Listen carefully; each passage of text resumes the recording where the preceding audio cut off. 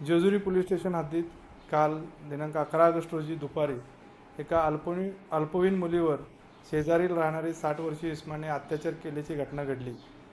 सदर घटनेची माहिती मिळताच पोक्सो कायद्याअंतर्गत गुन्हा दाखल करण्यात आलेला आहे। तसेच घटनास्थळावरून पळून गेलेला आरोपी याचा शोध घेऊन त्याला ताब्यात घेण्यात आले, त्याला अटक देखील करण्यात आलेली आहे। सदर गुन्ह्याचा तपास हा वरिष्ठांच्या मार्गदर्शनाखाली सुरू आहे। गुन्ह्याचा दर्जेदार तपास करून आरोपीविरुद्ध भरपूर पुरावा गोळा करून लवकरच चार्जशीट दाखल करण्यात येणार आहे व आरोपीला कठोर शिक्षा होईल यासाठी आम्ही प्रयत्नशील आहोत। मी पीडितेचा वडील आहे। मी कामावरून घरी आला असता माझ्या भाऊजाई यांनी मला सांगितलं की पाठीमागे सीताफळीच्या बागेमध्ये आपल्या मुलीवर असं दुष्कर्म घडले आणि आपल्या समोरच्या माणसाने ते केले। त्यानंतर मी त्याच्या घरी गेलो त्याला शोधायला, तो घरी नव्हता। नंतर आम्ही माझ्या बायकोला बोलवून घेतलं, माझ्या भावाला बोलवून घेतलं, बहिणीला बोलवून घेतलं।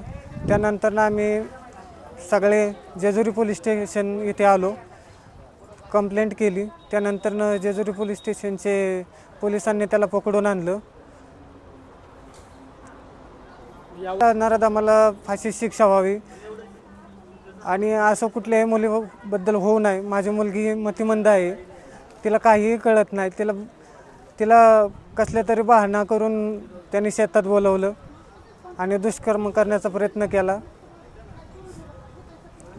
मी पीडितेची आई, माझी मुलगी 10 वर्षांची आहे। ती जरा मतिमंद आहे आणि तिच्यासोबत हे कृत्य घडलं। तो नराधम आमच्या घराच्या समोरच राहतो।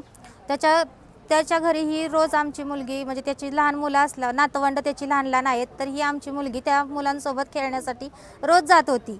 आणि नंतर ह्या नराधमाने तिला एक दिवशी असंच बोलावून घेतलं। कालच्या दरम्यान 12:30च्या दरम्यानची ही घटना घडलेली आहे। तर त्याने तिला बोलवलं आणि तिला म्हणला, चल सीताफळच्या बागेत आपण सीताफळं घेऊन येऊया। तर माझी मुलगी त्यांच्या पाठीमागे हसत हसत गेली आणि तिला नंतर ह्यानी पकडलं आणि त्याच्यासोबत वाईट कृत्य करू लागला।